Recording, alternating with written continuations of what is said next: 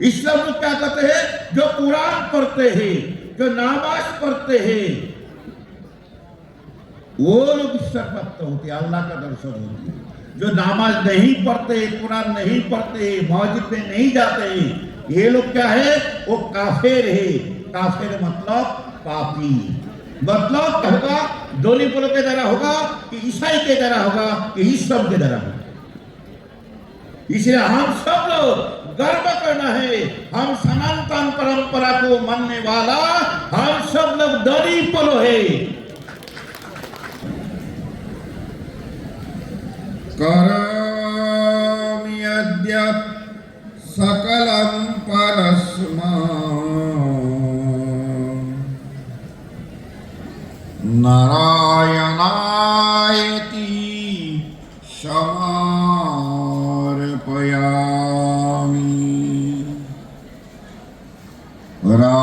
राष्ट्रायति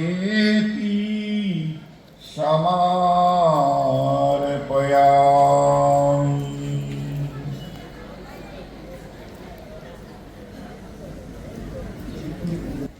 सम्मेलन में उपस्थित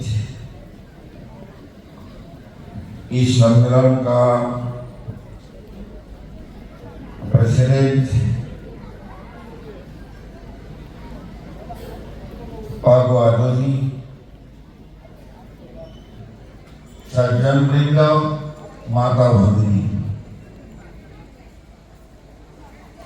मैं आप लोगों को आप लोगों का सामने भाषण देने के लिए नहीं आया हूं। मैं आप लोगों को अभिनंदन करने के लिए आया हूँ, स्वागत करने के लिए आया हूँ। क्योंकि संघ शताब्दी विषय को लेकर पूरा देश भर में इस प्रकार का सधर्म और रक्षा सम्मेलन, हिंदू सम्मेलन हो रहा है। अरुणाचल प्रदेश में भी सधर्म सम्मेलन अभी तक 13 सम्मेलन हो गया और 13 सम्मेलन में अभी तक 35,000 इकट्ठा हो गया है। आज का सम्मेलन भी लगभग 5,000 लोग इकट्ठा हुआ है। ये छोड़कर उसको पकड़ेंगे, आज तक 30,000 लोग हमारा स्वधर्म रक्षा करने के लिए, संकल्प लेने के लिए 30,000 लोग इकट्ठा हो गया। आने वाला दिन में ये मार्च महीने में के अंदर और 14 सम्मेलन होने वाला है और 14 सम्मेलन में भी फिर हमें 30,000 इकट्ठा होने वाला है। कुल मिलाकर अरुणाचल प्रदेश में 80,000 लोग हमारा स्वधर्म रक्षा करने के लिए संकल्प लेने वाला है। ये महाशक्ति बन गया है, शक्ति से महाशक्ति बन गया है। इसीलिए आप लोगों को राष्ट्रीय स्वयंसेवक संघ का सभी देश भर का स्वयंसेवकों के तरफ से आप लोगों को हार्दिक स्वागत, अभिनंदन। ये जो शक्ति शास्त्र में कहा है, त्रेताय मंत्र शक्ति से ज्ञान शक्ति कितो जुगे, द्वापरे युद्ध शक्ति से संगे शक्ति करो। ये जो कोई युग में संगठन का शक्ति होती और भगवान जो लोग से समाज संगठित रूप से खड़ा होते हैं, भगवान का आशीर्वाद भगवान का सामने खड़ा होता है। ये 80,000 हम स्वधर्म रक्षा करने वाला लोग हम संकल्प लेकर खड़ा होंगे, हमारे पास हमारा सामने भगवान सदैव खड़ा रहेगा। और ये शक्ति को महाशक्ति नहीं, इतना शक्ति संपन्न करना है। आने वाला 15 साल में ये सधर्म आंदोलन को गांव-गांव तक लेकर जाना है, ऐसा शक्ति दिखाना है जिस शक्ति के कारण हमारा जो लोग, हमारा इंडिजिनियस फेथ, इंडिजिनियस धर्म, दलित धर्म छोड़कर भूलकर कोई विदेशी धर्म में चला गया है, सब लोग 15 साल के अंदर हर बख्शी होने वाला है। ऐसा शक्ति का आराधना हम लोग करना है। और राष्ट्रीय स्वयंसेवक का सभी स्वयंसेवक, केवल अरुणाचल प्रदेश का स्वयंसेवक नहीं, देश भर का सभी स्वयंसेवक सदैव आप लोगों के साथ खड़ा रहेंगे। और केवल संघ का स्वयंसेवक भी नहीं, पूरा भारतवर्ष में सनातन धर्म को मानने वाला, हिंदू बोलने वाला सभी लोग, अरुणाचल का सधर्म रक्षा करने वाला आप सब लोग के साथ एक साथ खड़े होंगे।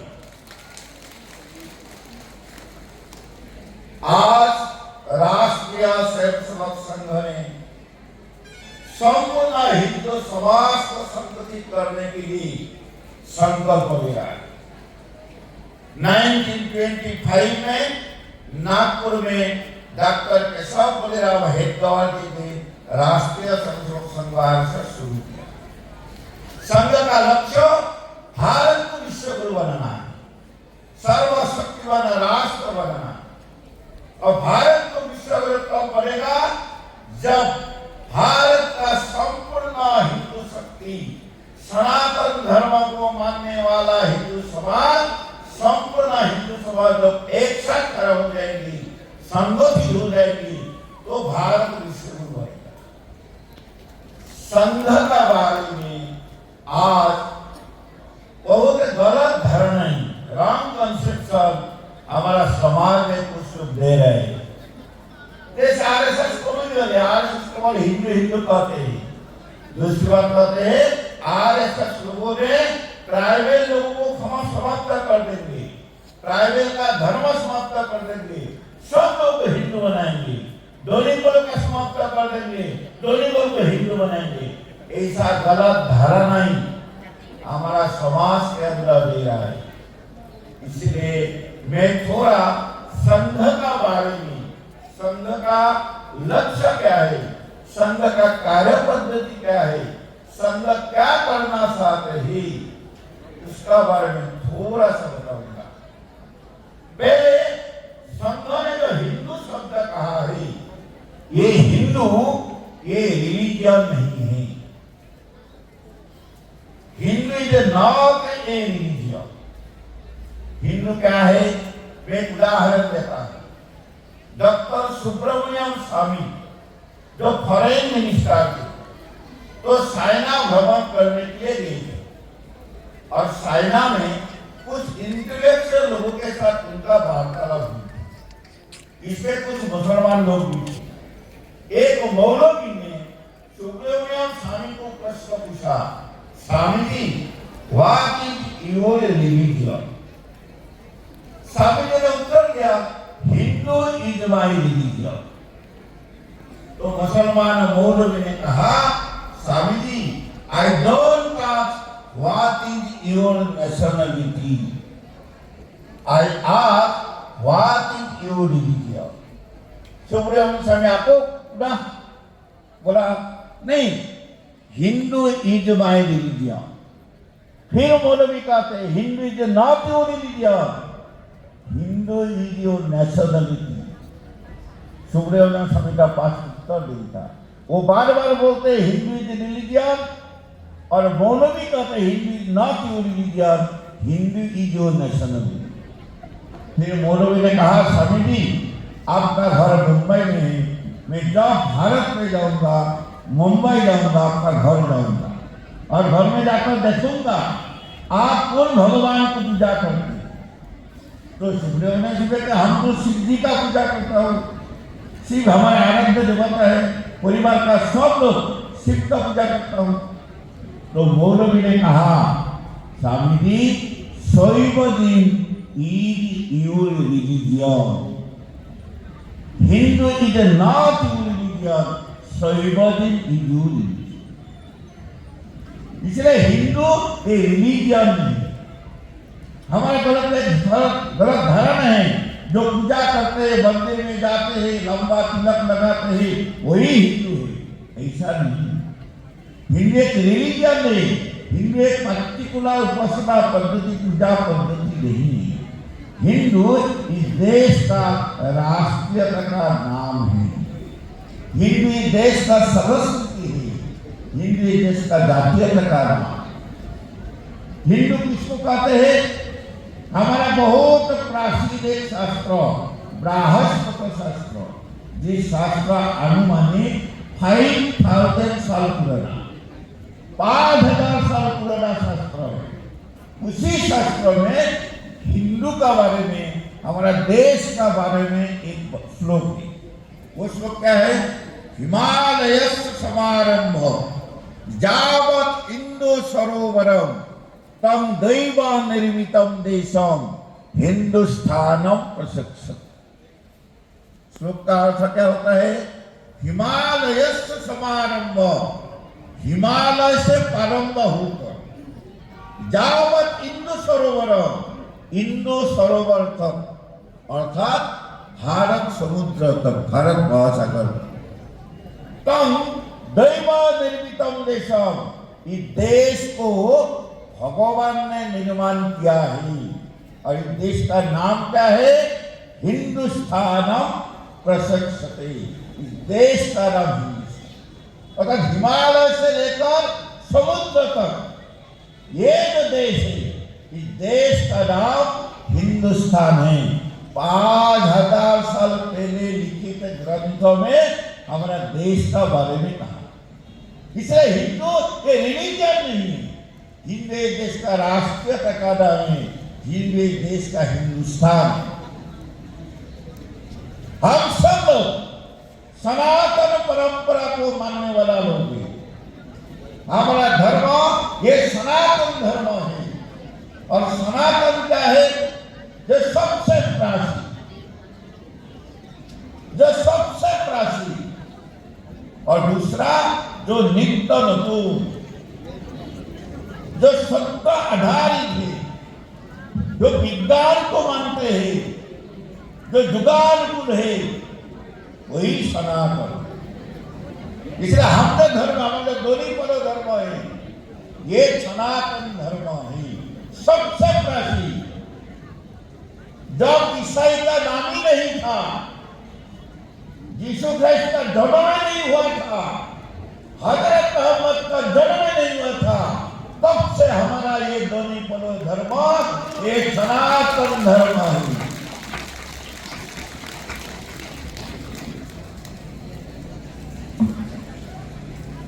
इसलिए पहले सबसे प्राचीन, दूसरी बात ये सदैव नतून, नित्य नतून,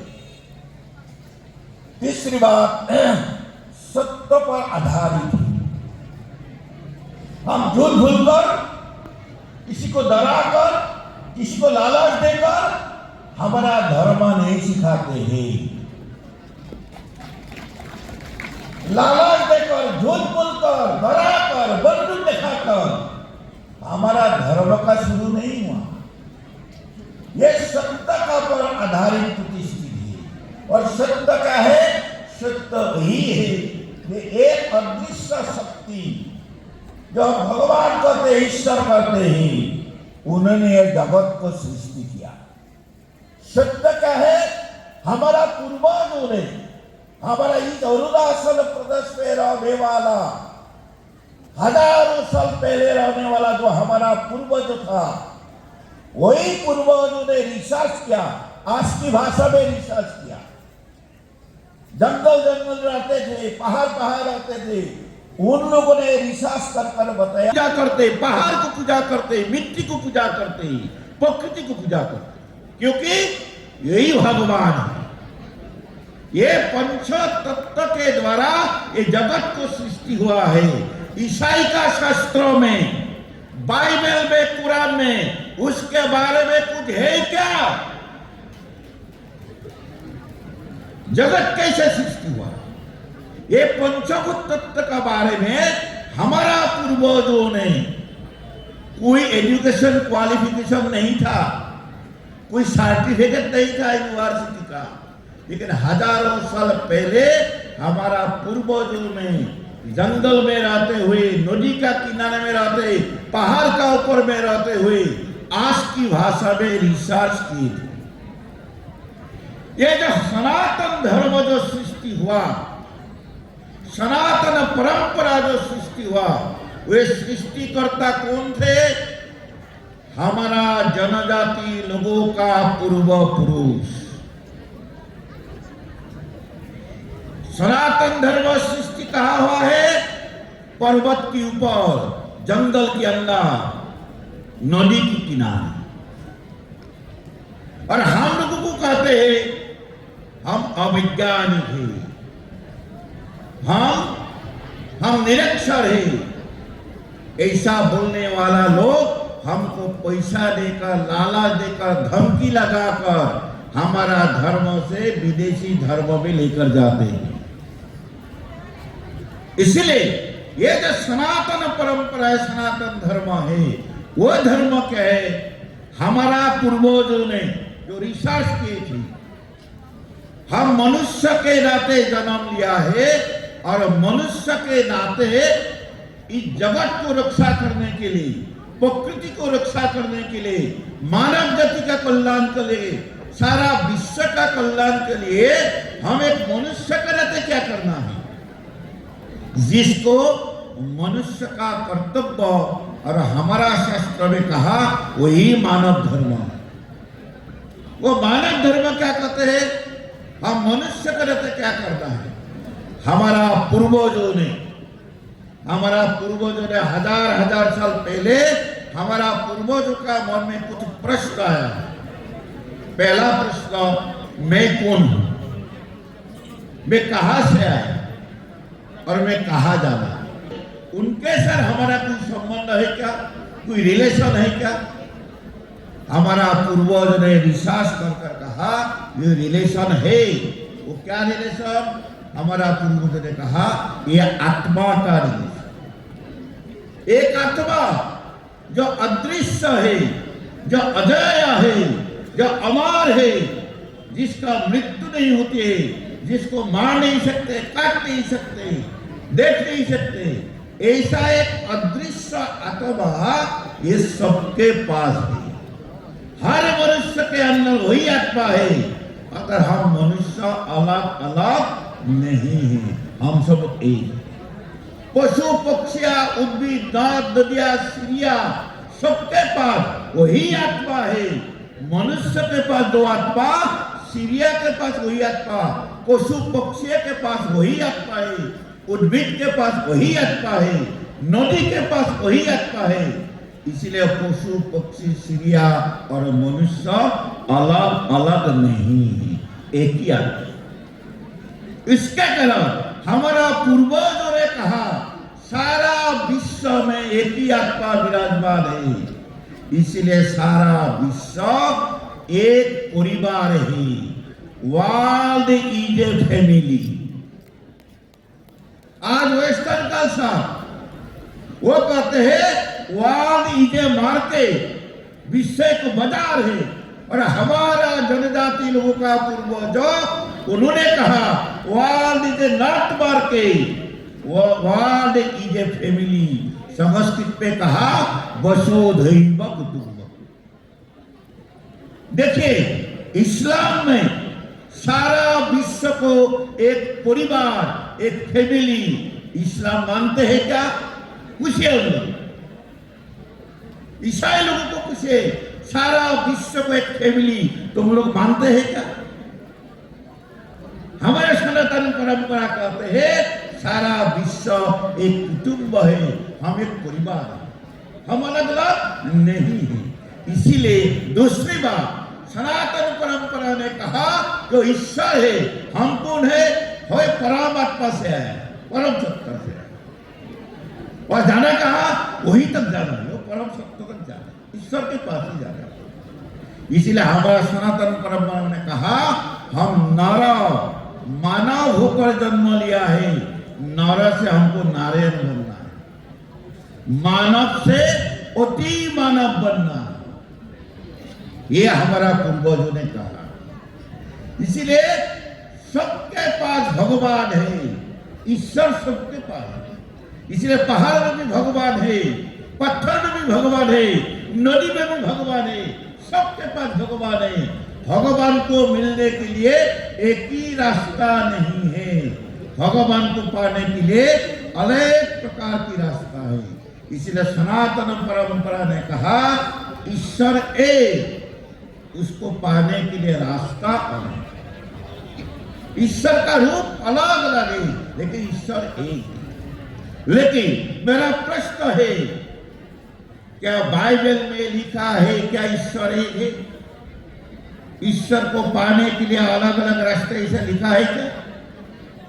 ईश्वर लोग क्या कहते हैं? जो कुरान पढ़ते हैं, जो नमाज पढ़ते हैं,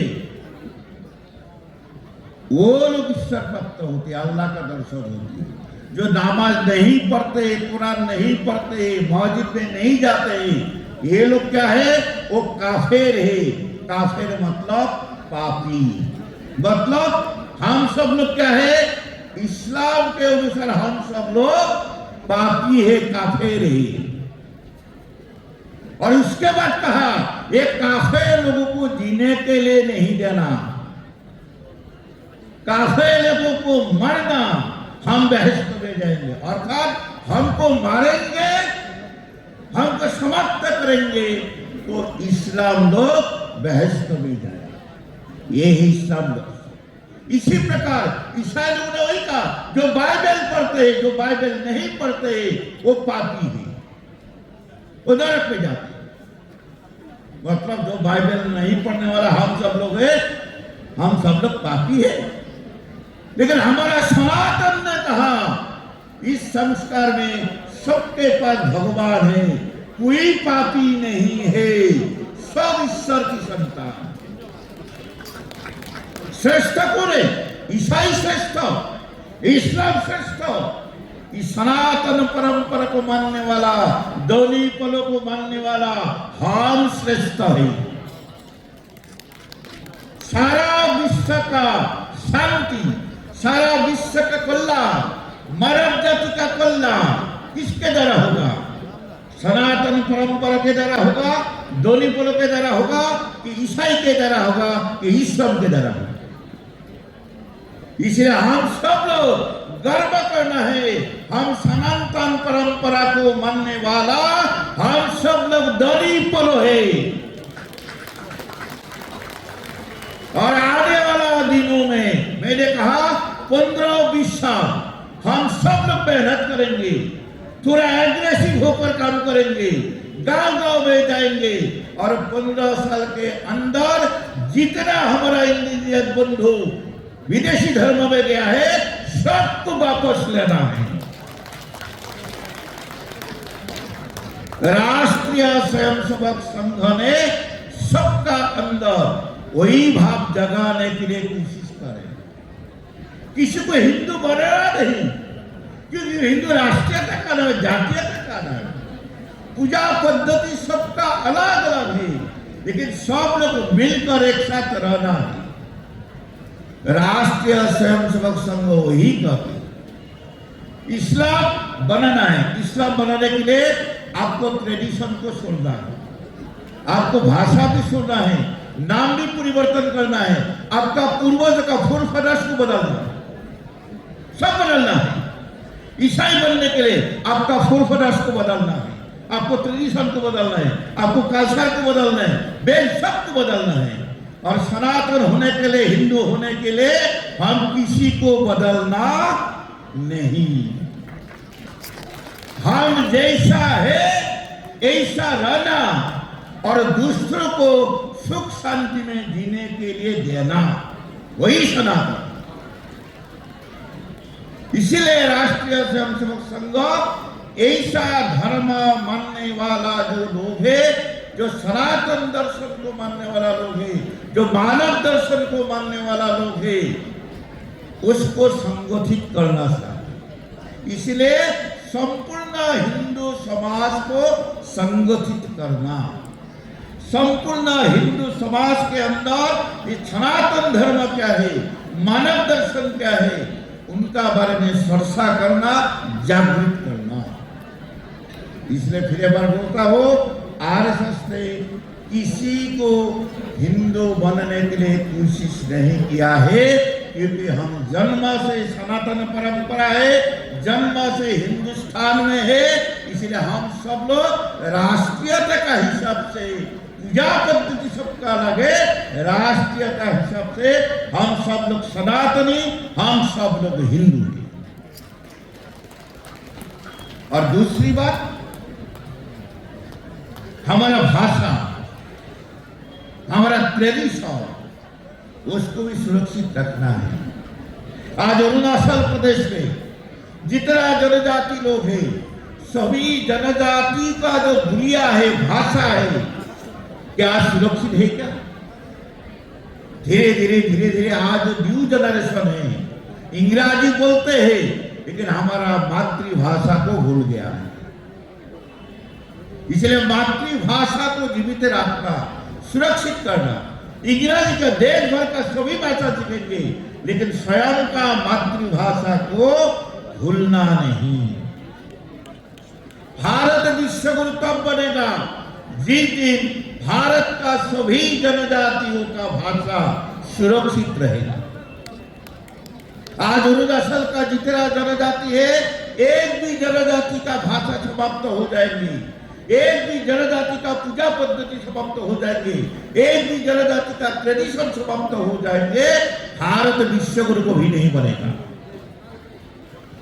इसलिए संघ का क्या है, संघ ही कहते, भारत को विश्व गुरु बनाना मतलब अरुणाचल को विश्व गुरु बनाना, अरुणाचल प्रदेश को विश्व गुरु बनाना मतलब अरुणाचल प्रदेश का जितना इंडिजिनस 23 का सारे भाषा है, सबको सुरक्षित रखना।